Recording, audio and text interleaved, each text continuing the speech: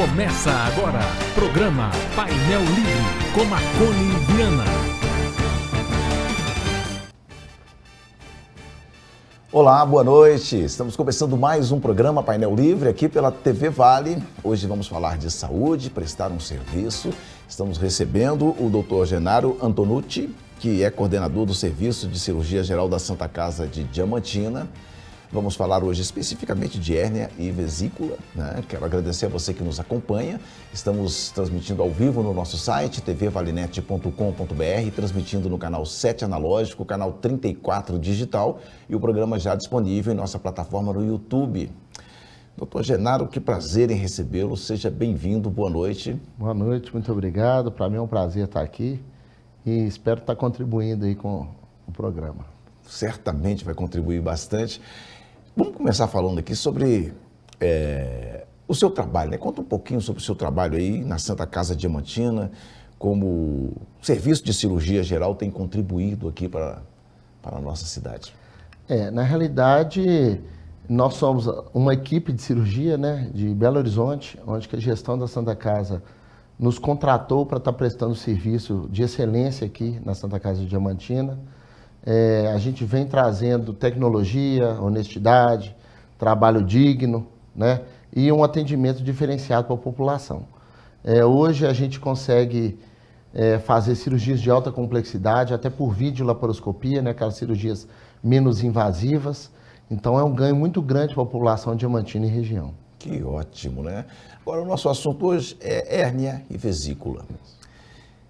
O que exatamente é hérnia? Né? Qual é o tipo mais comum tratado aqui em Diamantina, na Santa Casa? Existem vários tipos de hérnias, né? Mas assim, o mais comum são hérnias da parede abdominal.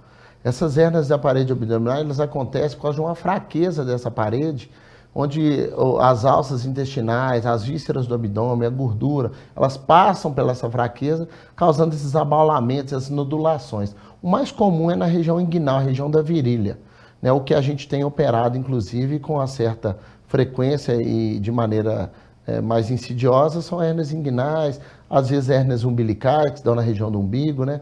E algumas epigástricas, que são supra-umbilicais ou acima do umbigo. Mas são todas hérnias de tratamento cirúrgico.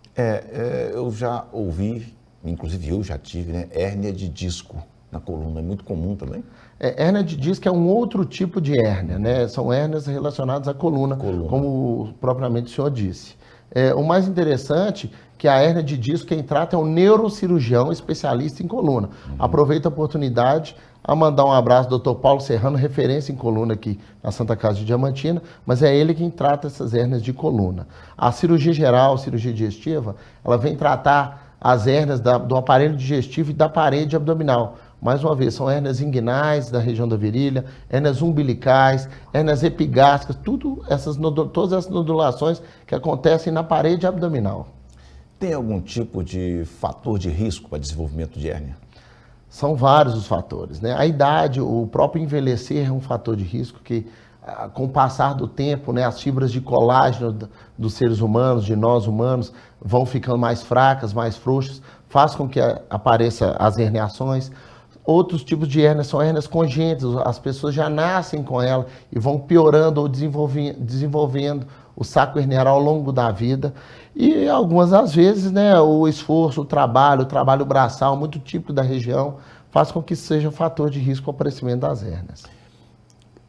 Quais são os fatores, o que indica que uma pessoa deve procurar?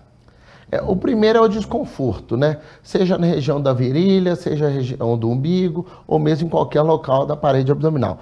E posteriormente, às vezes, uma nodulação, um caroço, o famoso caroço que aparece, aquele caroço que pode descer para a região escrotal no sexo masculino, ou mesmo na região feminina, aparece na região da virilha, né? Então, esse desconforto associado a um caroço é um indicativo do aparecimento da hérnia e muitas das vezes indica-se que o paciente procure o serviço de atenção, no caso, a cirurgia. Como você sabe que tem hérnia? Como é que é feito o diagnóstico?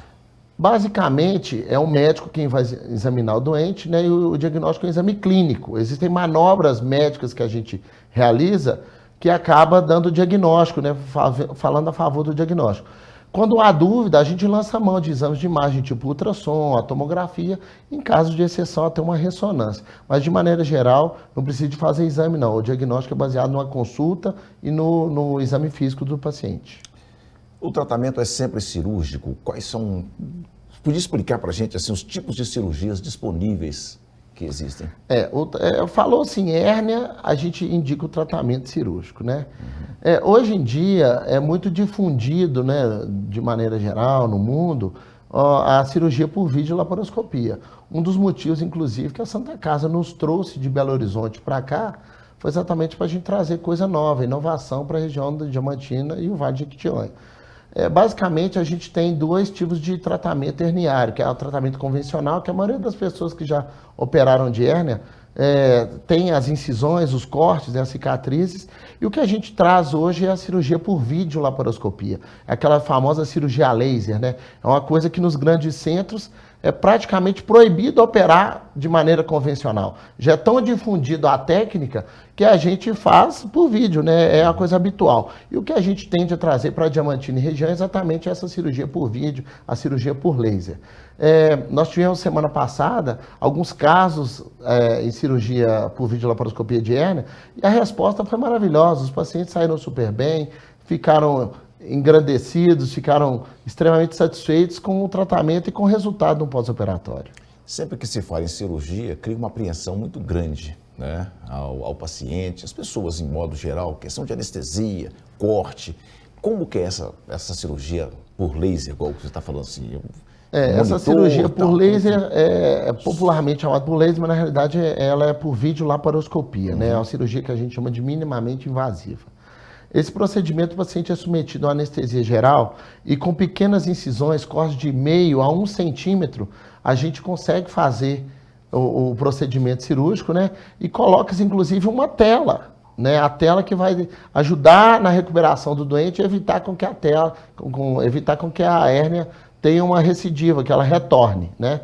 Então, assim, hoje em dia é a técnica extremamente difundida, extremamente segura e com um grau de eficiência muito grande. E é o que a gente tende a fazer nos próximos meses, nos próximos anos, né? Que seja uma coisa quase que exclusiva, deixando casos muito de exceção às cirurgias da técnica anterior, a técnica mais antiga.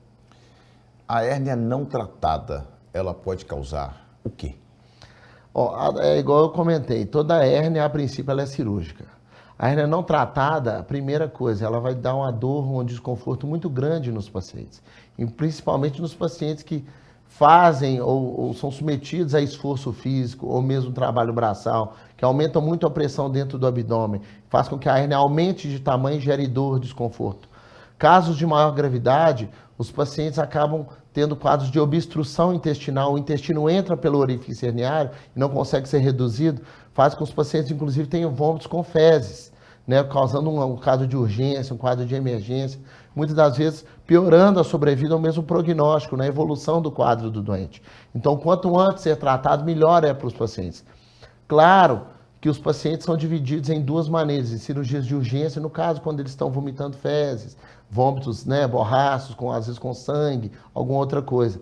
Ou nos casos eletivos, onde que dá para se programar. O paciente tem dor, tem desconforto, mas ainda não existe um quadro de emergência. Nesses casos, onde que não há um quadro de emergência, dá tempo da gente fazer um risco cirúrgico bem feito, explicar para o doente o que tem que ser feito, programar talvez a melhor técnica, para o paciente ter uma boa recuperação. Essa cirurgia por laparoscopia, ou a laser popularmente conhecida, é o que tem de mais avançado? Hoje, com certeza e sem sombra de dúvida, é o que tem de mais avançado. E para a Santa Casa, para a Diamantina e região, tem um valor muito grande isso, é muito satisfatório poder estar fazendo isso numa região onde até pouco tempo não existia isso. Hoje, você pode falar que a sua cidade tem cirurgia por videolaparoscopia. Não só de hérnia, de vesícula, de doença do refluxo, de megaesôfago, cirurgia para pacientes que têm problema de chagas no esôfago, a gente consegue resolver por videolaparoscopia. Isso para a cidade é muito grande e para a gente da equipe de cirurgia é uma satisfação muito grande também. Quanto tempo é a recuperação de uma cirurgia dessa? Isso vai depender de uma série de fatores, né? O primeiro é a via de acesso, se é uma cirurgia convencional ou se é uma cirurgia por videolaparoscopia. A cirurgia convencional, que a população está acostumada a ver, grande parte da população já foi submetida ao tratamento, a recuperação é um pouco mais dolorosa. O paciente fica um tempo mais com um desconforto na região da incisão, da onde foi o corte, e tem um retorno muito mais longo ao trabalho, então ele tem um repouso maior. A cirurgia por vídeo é exatamente o contrário. Ela é uma cirurgia minimamente invasiva, é uma cirurgia que dói menos e o retorno às atividades habituais e trabalhistas é muito mais precoce. Então, por exemplo, a gente opera a cirurgia por vídeo de manhã, de tarde o paciente tem condição de ir embora. E com 2, 3 dias ele pode voltar às atividades trabalhistas. A cirurgia convencional, a gente opera de manhã, ele pode até ir embora de tarde, mas vai com a dor, um desconforto. A gente faz a opção de deixar ele umas 12 horas a mais internado por questão de remédio para dor, etc e tal. Mas o retorno ao trabalho é um pouco mais longo. Ele precisa de um repouso para evitar que essa hérnia retorne. Então hoje, mais uma vez, o padrão ouro, a cirurgia de excelência é a cirurgia por vídeo. É o que a gente tende a fazer aqui na Santa Casa. Igual você disse, tem 2 tipos, né? A convencional e essa por vídeo.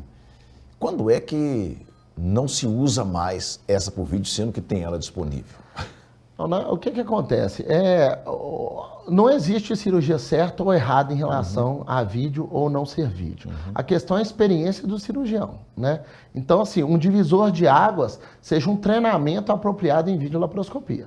É o que mais ou menos a gente tenta qualificar os nossos residentes para que eles tenham uma formação para fazer o que há de melhor para os pacientes, né? Então, se voltar ao trabalho mais precoce é um benefício, a gente tem que oferecer isso para o paciente. Então, a formação que a gente tem hoje, que a gente passa para os nossos alunos residentes, é exatamente oferecer o que há de melhor, no caso, a videolaparoscopia. O fazer ou não fazer, igual eu estou te falando, vai da dependência da formação do cirurgião, entendeu? Bom, nesse bloco a gente falou de hérnia, né? No próximo bloco vamos falar sobre vesícula. Estamos conversando com o Dr. Genário Antonucci. A gente faz um rápido intervalo, voltamos já.